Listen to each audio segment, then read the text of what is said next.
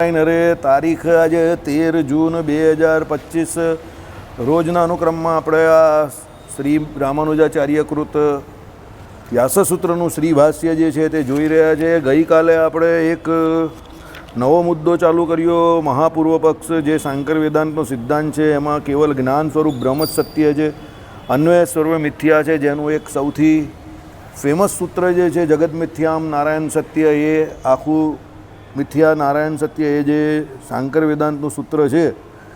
એટલે એમાં ફક્ત એમ કહે કે ભ્રમ એટલે બ્રહ્મ જ સત્ય, બાકી બધું મિથ્યા છે એવું સમજાવવા માટે એમણે ઘણી બધી જે શ્રુતિઓ જે છે, શાસ્ત્ર વચનો જે છે એ નીચે મૂકી છે. એના આપણે ઘણી બધી શ્રુતિઓના અર્થ જે છે તે ગઈકાલે જોયા.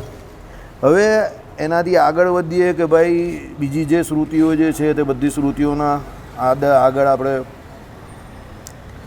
જે કોઈ અર્થઘટન છે તે સાંભળીએ છીએ શાંતિથી. ગઈકાલે આપણે જોયું, જેણે એનું મનન નથી કર્યું તેણે કર્યું છે, અને જેણે કર્યું છે તે એને જાણતો નથી. જેણે જાણ્યું છે તેણે નથી જાણ્યું, અને જેણે નથી જાણ્યું એને જાણ્યું છે. હા, શ્રુતિ છે, બરાબર. એટલે ભ્રમ એવું તત્વ છે કે જેણે એનું મનન નથી કર્યું તેણે કર્યું છે. એટલે જે એમ કહેતો હોય કે ભાઈ મારાથી એનું મનન નહીં થતું, એ ભ્રમનું મનન નથી થઈ શકતું, તો એને મનન કરેલું જાણે. અને જે એમ કહે કે ભાઈ જેણે કર્યું છે તે એને નથી જાણતો, જે એવું કહે કે ભાઈ હું એ ભગવાનનું મનન કરું છું, તો એ ભ્રમ તત્વને નથી ઓળખતો. આનો અર્થ એવો થાય, યતો વાચો નિવર્તંત અપ્રાપ્ય મનસા સહ, એ જે શ્રુતિ છે એ મુજબ જે વ્યક્તિ એવું કે ભ્રમ જે તત્વ જે છે તે એમ કહે કે મન બુદ્ધિ ચિત્ત અહંકાર કે ઇન્દ્રિયો અહંકાર ઇન્દ્રિય અંતકરણથી પામી શકાય એવું તત્વ નથી. હવે કોઈ એવું કહે કે ભાઈ મનથી મેં એનું મનન કરેલું છે, તો એ તો ઇન્દ્રિય અંતકરણથી પામી શકાય એવું જ નથી, તો ભાઈ કેવી રીતે મનન થાય? બરાબર. એટલે જે એવું કહે છે કે ભાઈ મેં મનન નથી કર્યું તેણે કરેલું છે, પણ જે આવું જાણતો હોય કે ભાઈ ભગવાનનું મનન મેં નથી કર્યું અને એ કરે છે, તો સમજવાનું કે એણે હકીકતમાં એ કરી રહેલો છે. પછી જે એમ કહે છે કે જેણે એને જાણ્યું છે તેણે નથી જાણ્યું, કોઈ એવું કહે કે ભાઈ મેં એ બ્રહ્મ તત્વને જાણી લીધું, ભગવાનને જાણી લીધા, તો એ એટલા મોટા છે ભગવાન કે એને કોઈ સંપૂર્ણ રીતે જાણી શકે એવું જ નથી. બરાબર. હવે જે એવું કહે છે આપણામાં જ છે ને કે અમે સ્વામિનારાયણને જાણી લીધા ને અમે જેટલા જાણીએ છીએ એટલા બીજા કોઈ જાણતા નથી. સ્વામિનારાયણ તો ભગવાન છે, બ્રહ્મ છે, એને કોણ દાવો કરી શકે એવો કે હું ભગવાનને પૂરેપૂરા જાણી ગયો? વચનામૃત જ તમે ખાલી 262 સ્વામિનારાયણના વાંચો ભગવાનના, તો એ વચનામૃત જ તમે 262 વચનામૃત એક વાર વાંચો, 2 વાર વાંચો, 3 વાર વાંચો, 4 વખત વાંચો, તો તમને એમાંથી કંઈક નવું સમજ પડશે. સમજો. હવે એક વચનામૃત જેવી બાબતમાં આવું છે, તો બીજી તો એવી ઘણી બધી બાબત છે જેમાં તમને આવું ઘણું બધું લાગશે. સ્વામિનારાયણ ભગવાન કંઈ સમજવા કે એટલા સરળ નથી, કારણ કે ભગવાન છે, એમના જે કામો જે છે તે પણ સમજવા એટલા સરળ નથી, અઘરા કામ છે. તો કોઈ એમ કહે કે ભાઈ ભગવાનને હું જ ઓળખી ગયો ને અમે જ ઓળખી ગયા ને અમે જેમ ઓળખીએ એ જ બરાબર છે, તો એ ભગવાનને એ બ્રહ્મને જાણતો જ નથી, ભગવાનને ઓળખતો જ નથી. અને જેણે નથી જાણ્યું એને જાણ્યું છે, અને જે એવું કહે છે ના ભાઈ એ ભગવાન તો બહુ મોટા છે, એને કોણ જાણી શકે? કોઈ નહીં જાણી શકતો, તો હું પણ નહીં જાણી શકતો, એવું જે કહે છે તો એણે થોડું એ ભગવાનને એ જાણેલા છે. સમજી ગયા? કારણ કે એ ભગવાનને જાણે છે કે એ ભગવાન બહુ મોટા છે, એટલે જે એવું કહે છે કે હું નથી જાણતો. અને જેણે નથી જાણ્યા, બરાબર, તે હંમેશા એવું કહેશે કે મેં જાણેલા છે. સમજો. જે વ્યક્તિ આવીને એવો દાવો કરે, સમજો, મને જે એક ભાઈ છે તે ગયા વર્ષે એવું કહેતા હતા તું તો મહાન મૂર્ખ છે.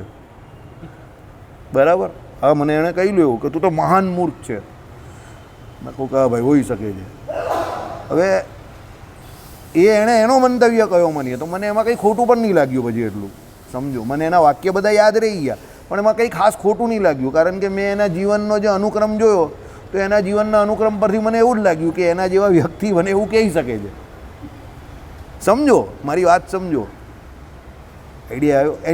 એની પાસેથી તમે કંઈ સારી આશા રાખી જ નહીં શકો. બરાબર. એટલે એવું કરી શકે છે ને એવું કહી શકે છે, પણ એના કહેવાથી કે એના કરવાથી કંઈ, કોઈના કહેવાથી થોડો કોઈ કંઈ થઈ જાય છે. જો કોઈના કહેવાથી જ કોઈ કંઈ થઈ જતો હોય તો આપણે તો હંમેશા આપણા જે નજીકનો એનું સારું ઈચ્છે તો કાંઈ બધું સારું થાય છે, અને જેનો આપણી સાથે શત્રુતા હોય એનું ખરાબ ઈચ્છે તો એનું કાં ખરાબ થાય છે. સમજો.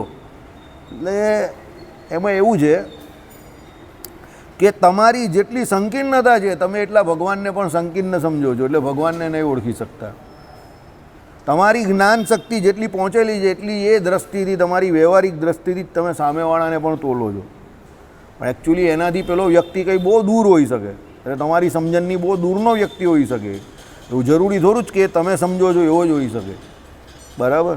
કારણ કે તમારી સમજણ જે છે તે તમારા અનુભવ પ્રમાણે છે, ને તમે જેટલા વ્યક્તિને તમારા જીવનમાં મળ્યા એની ઉપરથી તમે એ વ્યક્તિની પણ જે કંઈ કયાસ કાઢ્યો, પણ એ વ્યક્તિ તમે મળેલા વ્યક્તિ જેવો ન હોય તો એની કઈ ગેરંટી છે? સમજો. એટલે કહેવાનું તાત્પર્ય બ્રહ્મ વિશે એવું છે, કારણ કે એ બ્રહ્મ જે છે સ્વરૂપ, સ્વભાવ, ગુણ, વિભૂતિથી સર્વથી વિશિષ્ટ છે, સર્વથી જુદું છે. હવે આપણે અલ્પજ્ઞ છે ને, એમાં ભગવાનમાં તો બધું મહત જ છે, અને એટલું બધું મહત છે કે બધામાં નિગમ નેતિ કરે છે. તો પછી એને જાણવું ઇમ્પોસિબલ છે. તો કોઈ એમ કહે કે મેં એ બ્રહ્મને જાણી લીધું છે, તો એની મહામૂર્ખાઈ છે. એ જણાય એવું તત્વ જ નથી. સમુદ્રના પાણી જેવું છે. તમે એમ કહો કે સમુદ્રમાં આટલા ગેલન પાણી છે, તમે એને કંઈ માપ થોડું લઈ શકો. તો ભગવાનના જે કોઈ અનંત કલ્યાણકારી ગુણો છે, રૂપના, સ્વરૂપના, એ બધા કેટલા અનંત છે. કલ્યાણકારી તો છે ને, એ ગુણો પાછા અનંત છે, અખંડ છે, અનવધિક અતિશય છે.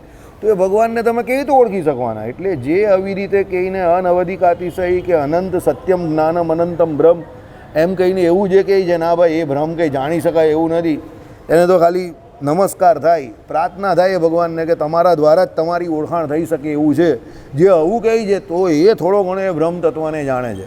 બાકી જે એવો દાવો કરે છે કે હું કેમ એવું જ બ્રહ્મ છે, કે હું મેં જ ભગવાનને ઓળખા, એ સર્વોપરી સર્વ કારણના કારણ છે ને એ આવા જ છે, તમને સમજ નહીં પડતી, અમને જ ઓળખાયા છે, જે આવું કહે છે તો એને તો ભગવાન જરા પણ ઓળખાયા જ નથી. સમજો, બરાબર? એટલે આ બધી શ્રુતિઓના જે અનુવાદ કરેલા છે, ભલે શાંકર વેદાંતિઓએ કરેલા છે, પણ એ શ્રુતિઓના અનુવાદ ખોટા નહીં કરેલા. સમજો, શ્રુતિઓના અનુવાદ બરાબર છે, ઇન્ટરપ્રિટેશન ભલે એનું થોડું આમ તેમ હશે, પણ શ્રુતિઓના અનુવાદ થોડા ખોટા કરેલા છે.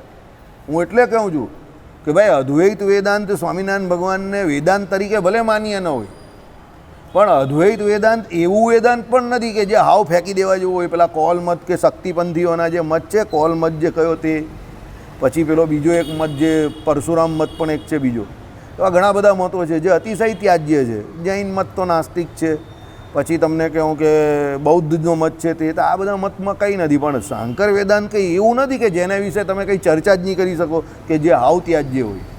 એમાં નિરાકારનો એક ભાવ છે, એ આપણા માટે એક ત્યાજ્ય છે. બીજી એક વસ્તુ આપણામાં એવી છે કે જે ભગવાન સિવાય બીજા બે તત્વને જે સ્વીકાર્યા નથી, એ આપણા માટે ત્યાજ્ય છે. કારણ કે ભગવાન સિવાય બીજા બે તત્વને આપણે માનીએ છીએ, તો એવી બધી ઘણી બાબત છે કે જે આપણે માનીએ છીએ ને એ લોકો નહીં માનતા. પણ એવું કોઈ કહે કે શાંકર મત આખો અદ્વૈત વેદાંત આખો જ ખોટો છે, બરાબર, વેદ વિરુદ્ધ છે, તો એ વાત ખોટી છે. વેદ વિરુદ્ધ નથી એ, કારણ કે એને પ્રમાણ તો બધા શ્રુતિઓના આપેલા જ ને, તો વેદ વિરુદ્ધ કેવી રીતે હોઈ શકે? હા, એ બની શકે કે ભાઈ ભેદ અભેદ અને ઘટક શ્રુતિઓ જે છે તો એમાં એણે બહુધા અભેદ શ્રુતિઓનો સમન્વય કરીને શાંકર વેદાંત જે છે, અદ્વૈત વેદાંત જે છે એ મૂકેલું છે. પણ અભેદ શ્રુતિ જે કહી છે એ પણ કહી તો વેદમાં જ કહી છે ને, અને એનું ઇન્ટરપ્રિટેશન જે કહી છે તે એ કદાચ થોડું ઘણું આમ તેમ હોઈ શકે કે ભાઈ ઇન્ટરપ્રિટેશન કદાચ એવું છે કે એ લોકો અભેદ કહી છે, એટલે બ્રહ્મ જે છે તેને જીવ, એટલે બ્રહ્મ જીવ એક્યવાદને એ લોકો માને છે, તો એમાં એ લોકો ભૂલ કરે કે એ ખોટું કહી શકાય. પણ તમે એમ જ કહું કે આખો મત જ ખોટો છે, તો એ વાત નહીં. આખો મત ખોટો ના હોઈ શકે. જો આખો મત ખોટો હોય તો તમે એક વસ્તુ જોવો કે જગતગુરુ શંકરાચાર્ય પછીના જેટલા પણ આચાર્ય થયા એમણે જગતગુરુ શંકરાચાર્યના અદ્વૈત મત ઉપરથી જ પોતાના મતનું સ્થાપન કરેલું છે, અને બધાના મતમાં અદ્વૈત શબ્દ તો આવે જ છે. હવે જો એ લોકોને અદ્વૈત મત જરા પણ પ્રિય ન હોય કે આખો ખોટો લાગતો હોય તો અદ્વૈત શબ્દ જ નહીં વાપરે ને એ લોકો. આપણો વિશિષ્ટ અદ્વૈત છે, પછી દ્વૈતાદ્વૈત છે, તો દ્વૈત અને અદ્વૈત બંને થયું ને. એક જ દ્વૈત મત એવો છે કે જેમાં અદ્વૈતનું પૂરેપૂરું એ છે કે એનાથી વિરુદ્ધ છે. અચિંત્ય ભેદાભેદ છે તે તો બંનેને નથી માનતો. ભાઈ દ્વૈત પણ છે અને અદ્વૈત છે, એટલે બંનેને માને છે આમ ટેકનિકલી. ભાઈ અમે તો દ્વૈત અદ્વૈત બંનેને માનીએ છીએ. એક અવસ્થા અહીંયાની એવી છે કે જ્યાં એમ કહે કે દ્વૈત ભાવ છે, અને એક અવસ્થા એના પછીની એવી છે કે એમાં અદ્વૈત ભાવ છે. પછી શુદ્ધ અદ્વૈત વલ્ભાચાર્યનો, તેમાં પણ શુદ્ધ રીતે અદ્વૈત, એટલે અદ્વૈતનું પ્રતિપાદન તો આવે જ છે, તમે સમજો, બરાબર. એટલે અદ્વૈત મતમાં ત્રુટિઓ બહુ છે. સતદૂષણી અને સતભૂષણી નામનું શાસ્ત્ર જે છે એમાં 100 દૂષણ બતાવેલા છે, પહેલાં 100 ભૂષણ છે એના, અને 100 દૂષણ છે, તો એમાં ભૂષણ બતાવેલા હોય એટલે એનો મતલબ એવો કે ભૂષણ એમાં કંઈક તો છે ને, બરાબર. એટલે એ વેદ વિરુદ્ધ છે એવું કોઈ ના કહી શકે, કારણ કે વેદ અને ભગવાન બ્રહ્મ તત્વની નજીક લાવવા માટે તો અદ્વૈત વેદાંતની સ્થાપના થઈ છે. તમે લોજિક તો સમજો. લોકો બૌદ્ધ ધર્મને અનુલક્ષીને લોકો જે જૈનો બુદ્ધોને માનીને નાસ્તિકવાદ તરફ સનાતન સંસ્કૃતિમાં આગળ વધતા હતા અને લોકો બ્રહ્મ તત્વને ન માનતા હતા અને વેદ વિરુદ્ધ વર્તતા હતા, એ લોકોને વેદની નજીક લાવવા માટે અને બ્રહ્મની ભગવાનની નજીક લાવવા માટે કે વિધિ નિષેધરૂપ ધર્મોની નજીક લાવવા માટે જગતગુરુ શંકરાચાર્ય અદ્વૈત વેદાંતનું પ્રતિપાદન કરેલું. સમજો, બરાબર. ચાલો, હવે એના પછી દ્રષ્ટિના દ્રષ્ટાને તું જોઈ ન શકે, બરાબર. હકીકત છે, મતિના મનન કરનારનું તું મનન ન કરી શકે. સાચી વાત છે ને. દાખલા તરીકે આપણે કહીએ દ્રષ્ટિના દ્રષ્ટા કોણ છે, તો આપણી દ્રષ્ટિ જે છે એના દ્રષ્ટા આપણે આત્માને માનીએ છીએ, પણ એ લોકો કોણ? પરમાત્માને, બ્રહ્મને માને છે. કારણ કે આપણે તો દ્રષ્ટા તરીકે આત્માને પહેલાં કહીએ જ, પણ આત્માનું જે દ્રષ્ટાપણું જે છે તે કોને આધીન છે? પરમાત્માને. એટલે આત્મા અને માયા એ બંનેના જે એમ કહીએ કે દ્રષ્ટા કોણ છે, તો ભગવાન છે, બ્રહ્મ છે, પરમાત્મા છે. આપણે એવું કહીએ છીએ, કારણ કે એ દ્રષ્ટાના પણ દ્રષ્ટા તરીકે આપણે ભગવાનને કહીએ છીએ.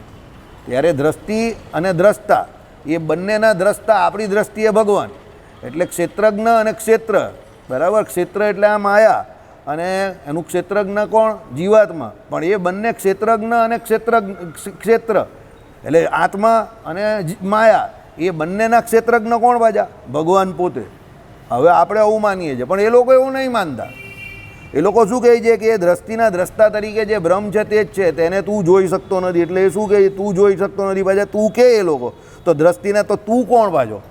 તો તુંમાં પાછો તું બોલે એટલે પાછો કોઈ ત્રીજો વ્યક્તિ તો આવી ગયો ને, બીજો વ્યક્તિ. એટલે અલગ થયો ને બીજો વ્યક્તિ. એટલે મેં તમને શું કહ્યું કે એમાં ભૂલો હોઈ શકે, સમજો. પણ કોઈ એમ કહે કે એ વેદ વિરુદ્ધ મત છે, તો એ નહીં, એ શક્ય નથી. વેદ વિરુદ્ધ નથી એ, કારણ કે એ પ્રમાણ બધા શ્રુતિઓના આપે છે. એટલે એમાં ભૂલ હોઈ શકે, બરાબર. અને એ ભૂલ છે કે ત્રુટિ છે કે ભાઈ એમાં એ તો સતદૂષણી ને સતભૂષણીમાં બતાવેલી જ છે, બરાબર. અને રામાનુજાચાર્યએ એ પ્રમાણે એ ત્રુટિના નિરાકરણ કરેલા છે કે ભાઈ એ જીવ અને બ્રહ્મ એક્યવાદનો જે સિદ્ધાંત જે છે તો ઉપાસ્ય ઉપાસક ભાવ કોનો? અને પછી એ જીવ અને બ્રહ્મ બંને એક જ હોય તો પછી સ્વર્ગ નર્ક કોને માથે? બ્રહ્મને માથે આવી જાય ને. જીવ પાપ કરે તો પછી નર્કમાં કોણ જાય? તો ભગવાન થોડો, બ્રહ્મ થોડો એના માટે નર્કમાં જાય. અને ભગવાનને પણ જીવને જન્મ મરણ લાગે છે, તો જીવ ભેળા ભગવાનને પણ બ્રહ્મને પણ જન્મ મરણ લાગી જાય ને. એટલે આવી બધી ઘણી બધી ત્રુટિઓ છે અંદર, સમજો. પણ મેં તમને કહ્યું એ પ્રમાણે ફિલોસોફી જ્યારે પણ હોય ને તો એને ફિલોસોફીની હિસાબે ટેકલ કરવી. એમાં કટ્ટરવાદને કોઈ સ્થાન નથી. ફિલોસોફી શબ્દ જ એવો છે કે એને એ સબ્જેક્ટ જ એવો વિષય કે તમે જોજો જે લોકો ફિલોસોફી પર ડિસ્કશન પણ કરતા હોય ને એ બધા સોફ્ટ વ્યક્તિ હોય, એ પોતાના વિચાર રજૂ કરે. એ લોકો કંઈ પેલા તાલિબાની જેવા નહીં હોય કે ભાઈ આના સિવાય કોઈને ન માને. તો આજે જ આવ્યું ઇસ્લામ સૌથી ફાસ્ટ વિકસતો ધર્મ છે વર્લ્ડમાં, અને નંબર 2 પર ઇસ્લામ આવી ગયો છે. કંઈ સૌથી ફાસ્ટ વિકસતો ધર્મ જ આખા વર્લ્ડમાં એ છે. કેમ? એની ફિલોસોફી જે છે તે કેવી છે? એક હાથમાં તલવાર ને એક હાથમાં કુરાન. એટલે જે કુરાનથી ના માને એને તલવારથી મનાવવાનો, બરાબર. એવું માને છે. પણ આપણે ત્યાં એવું નથી. સનાતન સંસ્કૃતિમાં શું છે? સનાતની જે છે તે એવું વિચારે છે કે ભાઈ અમારા જે શાસ્ત્રો છે તે સનાતન છે અને અમારા શાસ્ત્રો તમે પાળો તો તમે પ્રકૃતિ અને પ્રકૃતિના દ્રષ્ટા તરીકે જે કોઈ પરમાત્મા જે છે એની અતિ નજીક જશો. કારણ કે આપણી સંસ્કૃતિ જે છે તે આખી ટેકનિકલ છે. આપણે ત્યાં કઈ વસ્તુ કેમ છે અને ક્યારે છે એ બધાના લોજિક્સ કારણ આપેલા છે. આપણો એક પણ તહેવાર કે આપણી એક પણ તિથિ કે આપણો એક પણ વાર કે ઇવન આપણા જે કંઈ આ સૂર્યગ્રહણ કે ચંદ્રગ્રહણ આ બધાનું જે ફોરકાસ્ટિંગ થઈ જાય છે એ બધું 100 વર્ષ પહેલાં થઈ જાય. 100 વર્ષ પછીના પણ સૂર્યગ્રહણ ચંદ્રગ્રહણના આજે ફોરકાસ્ટિંગ થાય તો એ પ્રમાણે જ થાય. નાસા ખોટું પડી જાય કદાચ, પણ આપણા જે કોઈ આ ખગોળવાળા છે તે ખોટા નહીં પડે. 100 વર્ષ પછીના સૂર્યગ્રહણ ચંદ્રગ્રહણ પણ લખી દે. હે 9:45 જવાનું હજુ વાર છે, તમે 5 મિનિટ રહીને જાઓ ને. હા, એટલે આ પ્રમાણે છે, બરાબર. પછી કહ્યું મતિના મનન કરનારનું તું મનન કરી ન શકે. એટલે મતિ એટલે શું? બુદ્ધિ આપણી, બરાબર. એના મનન કરનારનું તું મનન ન કરી શકે. એટલે મતિના બુદ્ધિના એમ કહી કે મનન કરનાર કોણ? તો ભગવાન, એનું તું મનન ન કરી શકે એવું કહે છે. બરાબર. આનંદ બ્રહ્મ, જો આપણે આનંદમય બ્રહ્મ કહીએ છીએ, આપણે શું કહીએ છીએ? આનંદમય બ્રહ્મ. આ લોકો શું અર્થ કરે છે? આનંદ બ્રહ્મ. એટલે બ્રહ્મ એ જ આનંદ છે, આનંદ એ જ બ્રહ્મ છે. આ લોકો એવું કહે છે. આપણે શું કહીએ છીએ? આનંદમય બ્રહ્મ. કારણ કે આનંદ નામનો ગુણ જે છે તે કોને આધારે રહેલો છે? બ્રહ્મને આધારે રહેલો છે. આપણે શું કહીએ છીએ? જ્ઞાનમય બ્રહ્મ. જો જ્ઞાન સ્વરૂપ પણ છે, આનંદ સ્વરૂપ પણ છે બ્રહ્મ, અને આનંદમય પણ છે. ત્યારે એ લોકો શું માને છે? ખાલી સ્વરૂપ એટલે એક જ. બ્રહ્મ એટલે કેવું કે જ્ઞાન સ્વરૂપ અને આનંદ સ્વરૂપ, બસ. એમાં ગુણ નહીં માનતા. સમજો. એટલે એ લોકો શું કહે? નંદ ઘેર આનંદ ભયો કહે. સમજો. આપણે જે કહીએ છીએ નંદ ઘેર આનંદ ભયો, તો એ આનંદ શ્રી કૃષ્ણને કહે એ લોકો. એટલે કહેવાનો મતલબ નંદને ઘેર સીધા આનંદ આવ્યો એમ. તો આનંદને એ લોકો ત્યાં કર્તા તરીકે કહે છે. ત્યારે આપણે શું કહીએ છીએ? આનંદ કોઈ કરતા નથી. આનંદ કોણ છે? ગુણ છે. કોનામાં રહેલો? આનંદીમાં રહ્યો. એટલે કર્તા કોણ છે? આનંદી છે. વિશિષ્ટાદ્વૈત વેદાંત આવું કહે છે. આમાં શું છે બાજુ ભાઈ? હવે તમારા લોકોની કેટલી ગ્રામરની કેપેસિટી છે તો હવે મને કેવી રીતે ખબર પડે? પણ મને જેટલી હૂંચ પડે એ પ્રમાણે મારે તો સમજાવવું પડે. પછી હવે તમે યાર, તમે વિશેષણ શું છે, વિશેષ્ય શું છે, કર્તા કોણ છે, કર્મો કોણ છે, હવે એ તમને 8મા 10મા તો ભણ્યા જ ન હોય ગુજરાતી વ્યાકરણ પર, તો પછી આઈ એમ હેલ્પલેસ. પછી હું આનાથી નીચે કેટલું, હવે એકચ્યુઅલી એવું છે કે હું પેલો કહીને અભી ઇતના કિતના ગીરોગે, અભી इससे ज़्यादा ગીરોગે તો ઉઠી નહીં પાઓગે. એટલે મારી હાલત એવી છે કે હું બહુ નીચે ગીરવાની કોશિશ તો કરું છું તમારી જોડે, કે મારી જાતને એકદમ નીચે, જમીનની નીચે લઈને ગુજરાતીમાં વાત કરું. હવે આનાથી નીચે તો હું પણ નહીં લાવી શકતો, કારણ કે જ્યાં ગ્રામર આવે ત્યાં વ્યાકરણના તો અર્થ વ્યાકરણના હિસાબે જ થાય ને. પછી એનો અર્થ કંઈ બીજો થાય તો અર્થનો અનર્થ થઈ જાય. એટલે ગ્રામર તો ગ્રામર જ છે, એમાં તો કંઈ બદલાય નહીં. સર લિવિંગસ્ટોન પેલા જે હતા એ મારા મિત્ર જેવું થઈ જાય. પછી વ્યાકરણ તો વ્યાકરણને તો વ્યાકરણની લીધે જ રહેવાય કે ભાઈ એ લોકો આનંદ બ્રહ્મ માને છે, આપણે આનંદમય બ્રહ્મ માનીએ છીએ. એટલે આપણે આનંદ નામનો જે ગુણ કે આનંદ નામનું જે વિશેષણ એ કોને વિશે રહ્યું છે? ભગવાનને વિશે રહ્યું છે એવું માનીએ છીએ. બરાબર. ગુણ જે છે તે જ વિશેષણ છે, અને પરમાત્મા જે છે તે ગુણી છે. એટલે બ્રહ્મ જે છે તે એ લોકોનું ગુણી નહીં, એ લોકો ગુણી માને છે, પણ બ્રહ્મને વિશે કોઈ પણ પ્રકારનો ગુણ એ લોકોને સ્વીકાર્ય નથી, એને એ લોકો નહીં સ્વીકારતા. એટલે એ લોકો શું ગુણ સ્વીકારવા જાય તો ગુણ એટલે બીજું થઈ ગયું ને પાછું. એટલે બેપણાનો અભાવ અદ્વિતીય માને, એટલે એક બ્રહ્મને જ માને. એટલે બેપણાના અભાવના હિસાબે એ લોકો શ્રુતિઓના અર્થ પણ આનંદ બ્રહ્મ કહે. આપણે શું કહીએ? વચનામૃતમાં લખેલો છે આનંદમય બ્રહ્મ, મનોમય બ્રહ્મ, આનંદમય બ્રહ્મ લખેલું જ ને. તો આનંદમય બ્રહ્મમાં છેલ્લે ભગવાનની પરિકલ્પના કરેલી છે. પહેલાં કાદી શરૂઆત થયેલી ખબર જ તમને? અન્નમય બ્રહ્મ, પછી મનોમય બ્રહ્મ, પછી વિજ્ઞાનમય બ્રહ્મ, અને પછી છેલ્લે આનંદમય બ્રહ્મ, પ્રાણમય બ્રહ્મ અને આનંદમય બ્રહ્મ. એક પછી એક એકથી એક ચડિયા હતા. બરાબર. એટલે આપણામાં એ પ્રમાણે શરીરી ભાવે વાત કરેલી છે કે ભાઈ મનોમય બ્રહ્મ કેમ કહ્યું? કે મનને વિશે ભગવાન પોતે રહેલા છે, અને એ મન જે છે તે પણ ભગવાનનું શરીર જ છે. પ્રાણ જે છે તે પણ ભગવાનનું શરીર છે. પ્રાણ જે છે તે આખા શરીરને આપણા ધારી રહ્યો છે. એટલે પ્રાણમય બ્રહ્મ કયો? કારણ કે એ પ્રાણની પણ એટલી જ જરૂરિયાત છે જેટલી બ્રહ્મની, ભગવાનની જરૂરિયાત છે આ સૃષ્ટિને વિશે. જો એ પ્રાણ ન હોય તો આ જીવન શક્ય બને નહીં. બરાબર. વિજ્ઞાનમય બ્રહ્મ એટલે શું છે? કે વિજ્ઞાન એટલે શું? ધ્યાન કરીને, યોગ શીખીને, ધ્યાન કરીને એ આત્મા જે છે એનું મનન કરવું પડે, સ્થિરતા લાવવી પડે, આસન કરવું પડે, ધ્યાનના સમાધિ, અને છેલ્લે સમાધિને વિશે તમને આનંદમય બ્રહ્મ એટલે ભગવત સાક્ષાત્કાર થાય. આપણો આખો આ ક્રમ છે, આપણે અહીંયા સમજાવેલો. બરાબર. તમને તો કોઈને યાદ હશે કે ન હશે, તો મને એક ફાયદો થાય છે, તમારી જોડે રહેવાથી મને એક ફાયદો થાય છે, મને યાદ રહી જાય છે. સમજી ગયા? કારણ કે મારો અભ્યાસ થાય જ નહીં, એટલે મને મોડે થઈ જાય છે બધું. બરાબર. તમને તો ન થાય પણ મને થઈ જાય છે. એટલે મને એટલો લાભ 100% થાય છે અહીંયા બેસવાથી.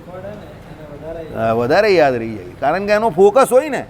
તમારો પણ ફોકસ હોય તો તમને પણ યાદ રહી જાય. એવું કંઈ નથી કે ન યાદ રહી. બીજી એક વાત, તમે કહું વિષય, તો વિષય એ પણ મારો નથી ને તમારો પણ નથી. સમજો. પણ મને એવી જિજ્ઞાસા વૃત્તિ છે કે જે ભાઈ આપણે અનાજ ખાઈએ છીએ અને ભગવાન સ્વામિનારાયણના આપણે ભક્ત છે, તો ગુજરાતીમાં જેટલું આપણું આવતું હોય, સમજો, તત્વજ્ઞાન, તો આપણે જે કોઈ મોટા વડીલ સત્સંગી સાધુઓ પાસે શીખ્યા તો આપણે આવડવું જોઈએ. આપણો એ જન્મસિદ્ધ અધિકાર છે. બ્રહ્મ તત્વને ઓળખવું એ આપણો જન્મસિદ્ધ અધિકાર છે, તમે સમજો. તો એ ખાલી એક જાતની લગ્ની કે જિજ્ઞાસા વૃત્તિ, એને કારણે હું જાણું છું, બાકી હું તમારા જેવો જ છું. બરાબર? ચાલો, જય સ્વામી નારાયણ. એટલે આનંદ બ્રહ્મ. પછી આ સગળું આત્મા છે. બરાબર? જો અમે એમ નહીં કહ્યું કે આ સગળું આત્મા છે એટલે બધું બ્રહ્મ છે એવું કહ્યું. એમ નહીં કહ્યું કે આપણે શું કહીએ કે આ સગળા જગતના ભગવાન આત્મા છે, આપણે એવું કહીએ. એટલે આપણે શરીરી ભાવે આ જગતને સ્વીકારીએ કે આ જગત જે છે એના આત્મા ભગવાન છે એવું કહીએ. ત્યાં આ લોકો શું કહીએ? આ સગળું આત્મા છે એટલે બધું આ બ્રહ્મ જ છે એમ. એટલે શરીરી ભાવનો એ લોકો શું કરે છે? અસ્વીકાર કરે છે, એને સ્વીકારતા નથી. ત્યારે આપણે સ્વીકારીએ છીએ. જો તમને ગરમી લાગે છે, મને પણ ગરમી લાગે છે, તમને અકળામણ થાય છે, મને પણ થાય છે, તમે તત્વજ્ઞાન સમજવા બેઠો તમારા માટે અઘરું છે, તો મારે સમજાવવાનું જ તો મારા માટે તમારા કરતાં વધારે જવાબદારી છે. બરાબર? 1984-85ની વાત છે. ચેન્નઈમાં એક ફિલ્મનું શૂટિંગ થઈ રહ્યું હતું અને ત્યાં એક નવા એક્ટર આવ્યા ને બચ્ચન સાહેબ આટલી લાંબી દાઢી અને એક મોટો કોટ અને એની ઉપર એક બહુ મોટું ગાડલું ઓળીને ઊભા બેઠેલા હતા. તો પેલો નવો જે આવેલો ને તે કંઈ મારા માટે એસી મંગાવો, પંખા નહીં ચાલતા, આમ છે તેમ છે, ફલાનું ઢીકણું. પેલો પ્રોડ્યુસર હસ્યા કરે. તો પેલો કહે કે હાલા મારી વાતને કોઈ ગંભીરતાથી લેતું જ નથી. તો પેલો પ્રોડ્યુસર હસ્યા જ કરે. હવે ચેન્નઈમાં તો ગરમી બહુ પડે, 45 ડિગ્રી ત્યારે હતું. કંઈ નહીં. પછી પેલા પ્રોડ્યુસરે ડિરેક્ટરને ઇશારો કર્યો એટલે ડિરેક્ટરે કહ્યું કે આપકા અભી इसके बाद का जो शॉट है ना वो बच्चन साहब के साथ है. तो પેલો ટેન્શનમાં આવી ગયો. બચ્ચન સાહેબ જોડે છે તે કંઈ વો કહાં પર મિલેંગે કે અંદર બેઠે. એટલે પેલો અંદર ગયો તો એ પહેલાં જોયું તો એને કંઈ દેખાયું નહીં, કારણ કે પેલા ભાઈ બધું દાઢી બાડી લગાવીને બેઠેલા અંદર. પછી જો આવો ભાઈ કે બચ્ચન સાહેબ, કારણ કે મુझे આપને પહેચાના તે કહા પહેચાન લિયા. પછી પેલો 5-10 મિનિટ રહીને ત્યાં પેલાને રેલા ઉતારવા માંડ્યા ને પેલા ભાઈ તો શાંતિથી બેઠેલા હતા, હજુ એનો શોટ રેડી નહીં થયેલો. ઠીક, આપકો ગરમી નહીં લગતી? પેલાથી રહેવાયું નહીં. પેલો નવો સવો એટલે પૂછી લીધું બચ્ચન સાહેબને. તેણે શું જવાબ આપ્યો ખબર? गर्मी के बारे में अगर सोचते हो तो लगती है, नहीं सोचो तो नहीं लगती है. પેલો બિચારો પરસેવાથી રેપ જેવો હતો. એણે એસી બેસી બધું માંગવાનું બંધ કરી દીધું, तुवाल લીધો, બધું લૂછી દીધું. मुझे लगता है इसके बाद हमारा और आपका शॉट है. आप थोड़े देरी से आए हो, मैं यहाँ पर तैयार होके बैठा हूँ. પેલો ટેન્શનમાં અંદર ગયો, તૈયાર થયો, સીધો શોટ આપી દીધો. સમજ પડી તમને હું જે કહેવા માગું છું? તે બધું જ થાય છે. તમને થાય છે, મને થાય, તમને થાય, બધી જ વાત છે. પણ તમે કોઈક એજન્ડા લઈને આવેલા હોય કે કોઈ હેતુથી કોઈ કામ કરવા આવ્યા હોય તો પછી ઠંડી ગરમી એ બધું જોવાનું નહીં, એ કામ પર લાગી જવાનું, કામ કર્યા કરવાનું. એટલે ઠંડી ગરમી બધું ભૂલી જાય, એને જ સફળતા મળે. તમે તો જ એ કાર્ય કરી શકો. બરાબર? પછી તમે એમ કહો કે આજે ઠંડી છે, આજે ગરમી છે, આજે વરસાદ વધારે, તે તો પ્રકૃતિ તો એનું કામ કરવાની જ છે. દુકાન નહીં ખોલવી, સૂઈ જવાનું શાંતિથી. બરાબર? ચાલો, એટલે શું કહ્યું અહીંયા કે ભાઈ આ સગળું આત્મા છે એ આવું કહે છે. બરાબર? અત્રે જુદું જુદું કશું જ નથી. જો પાછું આવી ગયું જુદું જુદું કહે તો પાછું બીજું થઈ ગયું. એટલે આ લોકો જબરજસ્તી પકડીને એવું સિદ્ધ કરવા માંગે છે કે ભાઈ સબર ભ્રમ ભરાય. બરાબર? જે જુદા જુદા જેવું જુએ છે તે મૃત્યુ પછી મૃત્યુ પામે છે. જો એ લોકો પાછા શું કહે છે કે જે બ્રહ્મ તત્વને ઓળખતો નથી અને આ બધું જુદું જુદું જેને દેખાય છે કે ભાઈ આ મુકુંદભાઈ છે, આ નિલેશભાઈ છે, આ પેલા આપણા ભૂરા ભગત છે, આ આપણા જીગર કા ટુકડા છે, પછી આ અશોકભાઈ છે, પછી આ આપણો દીપકભાઈ દાઢીવાલા છે, આ સાહેબ છે, એમ જે બધાને જુદા જુદા જોઈ છે એ મૃત્યુ પછી પાછો મૃત્યુને પામે છે. બરાબર? આવી પેલા कोई कही नहीं ये प्रमाण है भाई उसके साथ दुश्मनी मत करना. तो पेलो कि क्यों, ज़्यादा से ज़्यादा मार देगा ना? नहीं, तू मर जाएगा तो वापस जिंदा करके तुझको मारेगा. સમજ્યા તમે? એટલે કહેવાનો મતલબ સમજા? એટલો ખતરનાક માણસ છે કે તું જાતે મરી જાય તો તને જીવતો કરીને પાછો મારશે. એટલે અહીંયા એવું કહે છે આ લોકો કે જો તમે બધા જુદું જુદું જોવો છો કે આ બધા અલગ અલગ છે. બરાબર? અને એક બ્રહ્મ તત્વને બધાની અંદર રહેલા ઓળખતા નથી તો તમે મૃત્યુ તમારા શરીરનો આ થઈ હશે એ પછી પણ તમારો જન્મ મરણનો ફેરો જે છે તે મટવાનો નથી. મૃત્યુ પછી પાછું મરવું પડશે, વારંવાર મરવું પડશે. એટલે પેલો કે એ પ્રમાણે કે તુજે મરને કે બાદ બી જિંદા કરકે વાપિસ મારેગા. આ એવી વાત છે કે આપણે સામાન્ય જન શું સમજે છે? આપણી સનાતન સંસ્કૃતિ સિવાય બધા શું સમજે છે? શરીરના મૃત્યુને મૃત્યુ સમજે છે ને, આત્માને શરીર અલગ છે એવું તો સમજતા જ નથી.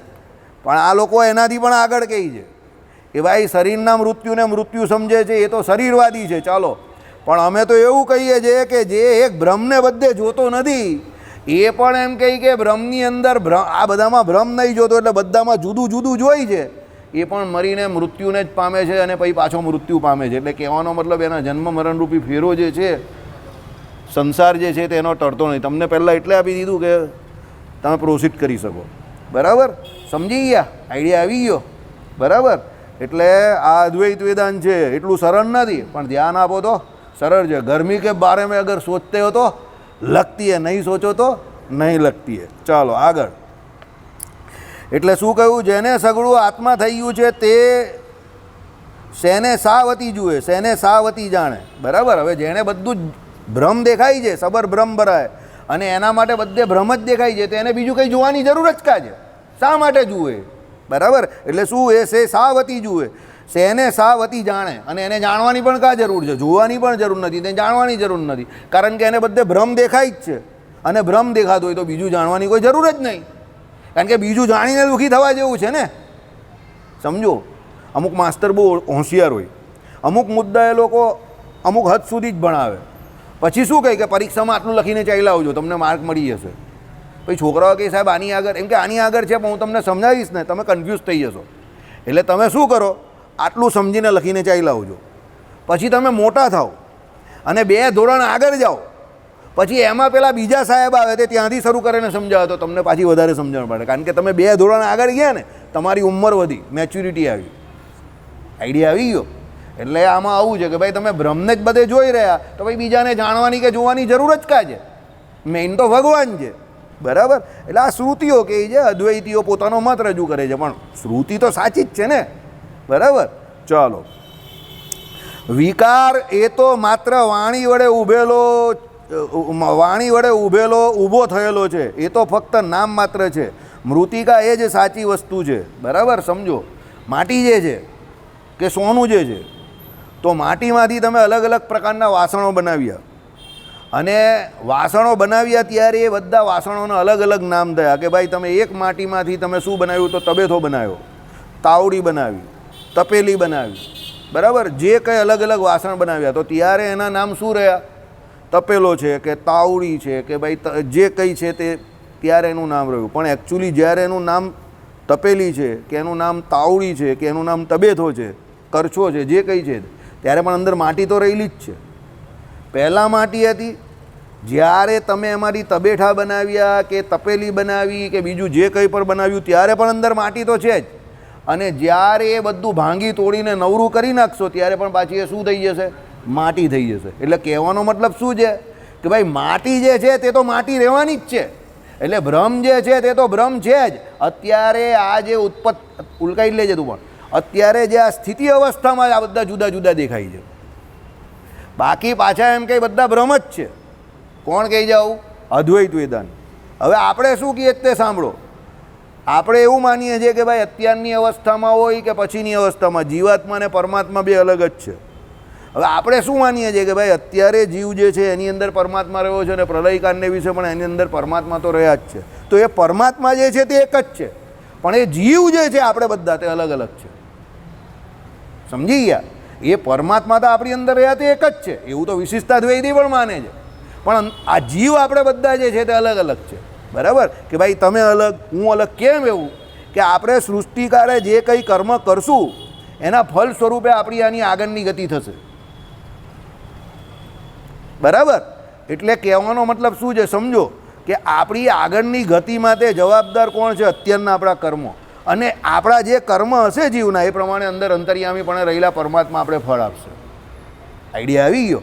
એટલે આપણે એ જીવાત્મા પોતે છે અને પરમાત્મા આપણાથી જુદું તત્વ છે એવું સમજીએ છીએ. ત્યારે અદ્વૈતીઓ નહીં સમજતા. અદ્વૈતીઓ શું સમજે છે કે ભાઈ આપણે બધા જે છે તે ભ્રમ જ છે, અને અત્યારની પરિસ્થિતિમાં આપણે બધા સંસાર અવસ્થામાં ભ્રમ જે છે તે આપણે સંસાર અવસ્થામાં અવિદ્યા એટલે કલ્પિત એવી માયાને કારણે અત્યારે આપણે આપણા બધાને બદ્ધ અવસ્થામાં જીવ માની બેઠા છે. આ વચ્ચેની અવસ્થામાં પેલો તાવડી હતી કે પેલી તપેલી હતી કે પેલા વાસણ હતા ને તે અવસ્થામાં આપણે છે, આવું માને છે અદ્વૈતીઓ. પછી જ્યારે આપણી આ અવસ્થા જશે અને આપણે ખબર પડશે કે હું ભ્રમ છું, એવું જ્યારે જ્ઞાન થશે એટલે પાછા આપણે ભ્રમ થઈ જઈશું. આવું કોણ માને છે? અદ્વૈતીઓ. પણ આ મત કેવો છે? ખોટો છે. કેમ? આવું આપણે માનતા નથી વિશિષ્ટા દ્વૈતીઓ. કેમ? એ બ્રહ્મ અને આત્માનો ઐક્યવાદ બતાવે છે. ત્યારે આપણે કોઈ પણ અવસ્થામાં આત્મા અને બ્રહ્મ કે ભગવાન એક થતા નથી, એક હોતા નથી, એક છે જ નહીં એવું માનીએ છીએ. ભાઈ તું બીજું બી ઉલકાઈ લેજે, બરાબર? એટલે કહેવાનું તાત્પર્ય એને બિચારાને જરૂર છે તો આપવા દેવું નહીં. આઈડિયા આવી ગયો તમને? સમજો, આપણે કોઈ પણ અવસ્થામાં જીવ અને બ્રહ્મને એક નહીં સમજતા. દાખલા તરીકે મુક્ત થયો પછી પણ આપણે એવું નહીં માનતા કે ભાઈ એ ભગવાન જે છે એની અંદર પેલો જીવ લીન થઈ જાય. આપણે શું સમજીએ છીએ કે જીવ જે છે તે અપ્રાકૃત દિવ્ય દ્રવ્યનું શરીર જે છે એને ભગવાન પ્રાપ્ત કરાવે છે. અને ભગવાનનું ઓલરેડી એ શરીર છે જ ત્યાં, અપ્રાકૃત દિવ્ય દ્રવ્યનું બનેલું. અને એ ભગવાન જે છે આપણે એની ઉપાસના કરીએ છીએ. સાહેબને બીજું જોઈ તો આપી દે, આ ભગતને આપી દઉં, અશોકભાઈને આપી દઉં, એક સાહેબને આપી દે, મજા આવશે. આખો ગ્લાસ નવો લઈ લો, ચેન્જ દેટ ગ્લાસ, એક ગ્લાસ નીચે મૂકી દો, ગ્લાસ જવા દો નીચે, બસ. ઓકે, સમજા મારી વાત તમે? આપણે જીવ અને બ્રહ્મનો ઐક્યવાદ સ્વીકારતા જ નથી, કોઈ કાળે નહીં સ્વીકારતા. એ લોકો સ્વીકારે છે. કેમ સ્વીકારે છે? કારણ કે એને બ્રહ્મ સિવાય બીજું કંઈ તત્વ ખપે એવું જ નથી. સમજો અદ્વૈતીઓને. ત્યારે આપણે શું છે, ના અનાદિ, આપણે તો અનાદિ જીવ ઈશ્વરને માયા ત્રણ તત્વો અનાદિ માનીએ જ છે. એટલે આપણે તો મુક્ત અવસ્થામાં પણ માયા કારણ રૂપે ત્યાં રહેલી છે એવું માનીએ છીએ. સમજો, આવી ગયું એમનું, એ વધારાનું છે, મુક આપી દે એમને, આવી ગયું બધાને. આમ મનીષભાઈને આપી દે. કેમ? અરે લેવું કહે કે એક ટાઈમ છે, ચોખ્ખું છે તો એવું છે. ચાલો તો તમે લઈ લેજો જેને આપવું એને. ઓકે, એટલે સમજી જાઓ. એટલે આપણે એ બંને એક માનતા નથી. મુક્ત અવસ્થામાં પણ જીવને બ્રહ્મ કે ભગવાન એક થતા નથી. જો હું કદાચ આપણા શબ્દોમાં ભગવાનને બ્રહ્મ કહી દઉં, આ ભાઈને આપ્યું પેલા, આ ભાઈ તમને મળ્યું ને? ઓકે, ચાલો. તો એમાં તમે એવું નહીં માનતા કે એ અદ્વૈતીનો મત છે. સમજો, તમે એને બ્રહ્મ કહેવું કે પરમાત્મા કહેવું કે નારાયણ કહેવું કે ભગવાન કહેવું, બધું એક જ તત્વ છે. એ તો બધા એ લોકો પોતપોતાના હિસાબે વેદાંતિઓ બધા અલગ અલગ નામ આપ્યા કરે. એને આપણે કંઈ માથાકૂટ નથી, આપણે તો બધાને એક જ માનીએ છીએ. એ લોકનું બ્રહ્મ જે છે તે ત્રણ કંઈ અલગ કહે, સબલિત બ્રહ્મ કહે છે, અને પેલું મૂળ બ્રહ્મ અલગ ને એ બધું અલગ અલગ કહે છે. આપણા તો ભગવાન એટલે ભગવાન ને એમાંથી જ બધા અવતાર થઈને એમાં જ લીન થાય. અને પાંચે પાંચ રૂપ જે છે તે બધા એક જ છે, આપણે તો એક જ માનીએ છીએ. એટલે આપણા ભગવાનને સમજવામાં બહુ સરળતા છે, એના બ્રહ્મને સમજવામાં અઘરું છે. આપણા ભગવાન બહુ સરળ છે, જે પાંચ રૂપ સમજી જાય તો તરત સમજી જાય. પણ તો પણ કર્મની કઠણાઈ જુઓ, આપણા વાળાને એ પાંચ રૂપ પણ નહીં સમજ પડતા. જે સૌથી સરળ છે એ પાંચ રૂપ પણ સમજવા નહીં માંગતા કોઈ આપણા સંપ્રદાયવાળા. અને કેટલી મોટી ગરબડ કરે છે, આ સર્વોપરી ને પેલા સર્વોપરી ને આવ્યા નહીં ને આવશે નહીં ને. અરે આવ્યા નહીં ને આવશે નહીં એ કયા ટોનમાં વાપરેલું, એ ટોન તો જોતું. આવ્યા નહીં ને આવશે નહીં તો પછી ભગવાન એના હરિભક્તોને લેવા ધામમાં લેવા માટે સંતો સાથે આવે છે, તો આવશે જ નહીં તો તને જ લેવા નહીં આવશે પહેલાં, બોલો. અને આવ્યા નહીં તો એવું કહેશે તો આટલા બધા અવતારો પહેલાં થઈ ગયા તો એ કાં હતા ભગવાન ત્યારે? તો આવેલા જ નહીં. અરે એ કાર્યને લઈને કહ્યું છે, સમજો. એ કર્તાને લઈને નહીં કહ્યું આવ્યા નહીં ને આવશે નહીં. કર્તા તો આવ્યા જ હોય ને પહેલાં, અક્કલ વળી કે ભેંસ બળી. અને એ તો આવવાના છે. હરિ અનંત, હરિકથા અનંત, કલ્કી અવતાર જ થવાનો છે. હમણાં જ નારાયણ મુનિદેવને કલ્કી અવતાર બતાવેલા, તો આવશે નહીં એવું તો કેવી રીતે કહી શકે? અરે એના કાર્યને લઈને એવું કહ્યું છે કે ભગવાને જે કાર્ય કર્યું એ કાર્ય આ વખતે ફક્ત ને ફક્ત મોક્ષ માટે કરેલું છે, એટલે આવ્યા નહીં ને આવશે નહીં એવું કહ્યું છે. એ કાર્યને લઈને, કર્તાને લઈને નહીં કહ્યું. હવે એ વ્યાકરણ ક્યાં શીખવાડે લોકોને? પાછી ભાઈ સાહેબ કે પ્રમાણે તમે કાં કેટલું શીખવાડવાના બધાને? તો પછી હું ભાઈ ગાંડો થઈ ગયો, તમારે મને મેન્ટલ હોસ્પિટલ મોકલવો પડે, બરાબર? બધાને જ બધું શીખવાડવા જાય તો શું કરીએ? નિષ્કુળાન સ્વામીએ અતિશય મહાત્મયના શબ્દોએ લખેલા છે પુરુષોત્તમ પ્રકાશને વિશે કે ભાઈ આવ્યા નહીં ને આવશે નહીં. તો આવ્યા નહીં ને આવશે નહીં એ કર્તાને લઈને નહીં કહ્યું. સમજો, આખું પુરુષોત્તમ પ્રકાશ, પુરુષોત્તમ પ્રકાશમાં પુરુષોત્તમનું મહાત્મય કયું છે, તો એ મહાત્મયને લઈને કહ્યું છે. તો એ મહાત્મય કેવું મહાત્મય? તો એ ભગવાનના કાર્યોને લઈને, કે આ વખતે ભગવાને જે કાર્યો કરી રહ્યા, સ્વામિનારાયણ ભગવાન રૂપે આવીને એ કાર્યોને લઈને એવું કહ્યું કે આવ્યા નહીં ને આવશે નહીં. ભગવાનને લઈને નહીં કહ્યું, કર્તાને લઈને. ભગવાન તો આવવાના જ છે, બરાબર? પુરુષોત્તમ પ્રકાશ આખો ગ્રંથ જે છે તે સમજવા જેવો છે. એ ભગવાનના મહિમાનો ગ્રંથ છે અને એમાં એક પણ શબ્દ ખોટો નથી. એનું અર્થઘટન ખોટું કરે છે. નિષ્કુળાનંદ સ્વામીએ કોઈ જગ્યા પર ભગવાનના કોઈ પણ સિદ્ધાંતનું ઉલ્લંઘન નહીં કર્યું, ભલે એ ભણેલા ન હતા. પણ લોકો, અભણ લોકો એને અર્થઘટન ખોટું લે છે. પછી એમણે પણ આ પેલો કયો ગ્રંથ છે અહીંયા આપણા દલપતરામજીની હેલ્પથી બનાવેલો આ હરિલીલામૃતમ, એમાં પણ મહાત્મયના શબ્દો વાપરેલા છે. એને સિદ્ધાંત જોડે કંઈ લેવા દેવા નથી, તો એ મહાત્મયના શબ્દોને લોકો સિદ્ધાંત જોડે અથડાવે છે. સમજો, લીલા ચરિત્ર હોય ને એમાં મહાત્મયના શબ્દો હોય. હવે એમાં એમ લખેલું હોય કે ભાઈ ભગવાનની જે ગઢપુરની વાડી તેને આમ સજાવીને તે સજાવીને આ ને તે ને. હવે 200 વર્ષ પહેલાં કેટલું સજાવવાનો માણસ સજાવે તો ચાલો બોલો, 200 વર્ષ પહેલાં સજાવવાના સાધન કેટલા હતા આપણી પાસે? બરાબર, તમે સમજો મારી વાત.